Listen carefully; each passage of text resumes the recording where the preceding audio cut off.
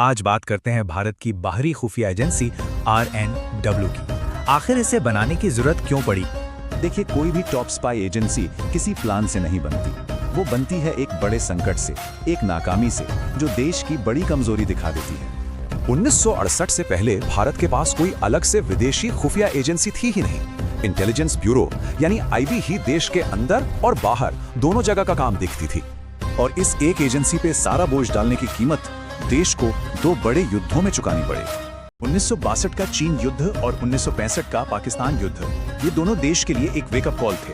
तब जाकर सबसे ऊपर के लेवल पर यह तय हुआ कि अब एक नई स्पेशल एजेंसी बनानी ही होगी।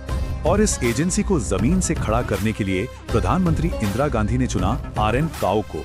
काओ को जाना जाता था उनकी जबरदस्त इंटेलिजेंस और IB में लंबे तजुर्बे के लिए। वो सुर्खियों से हमेशा दूर रहते थे। उन्हें एक सीधा और साफ मैंडेट मिला, एक ऐसी एजेंसी बनाइए जो दुनिया में किसी से भी कम ना हो। और फिर साल 1968 में रिसर्च एंड एनालिसिस विंग यानी RNW की स्थापना हुई।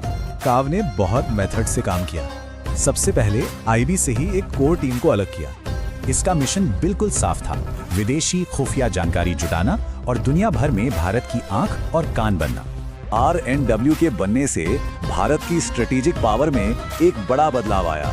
अब देश बाहरी खतरों से निपटने के लिए तैयार था। इससे काम का बंटवारा साफ हो गया। IB देश के अंदर और RNW देश के बाहर, दोनों अपने अपने काम में एक्सपर्ट हो गए। तो जिन मुश्किल हालातों में RNW बनी, उसी ने इसका कैरेक्टर तय किया। इसकी विरासत आज भी साउथ एशिया की जियोपॉलिटिक्स पर असर डालती है।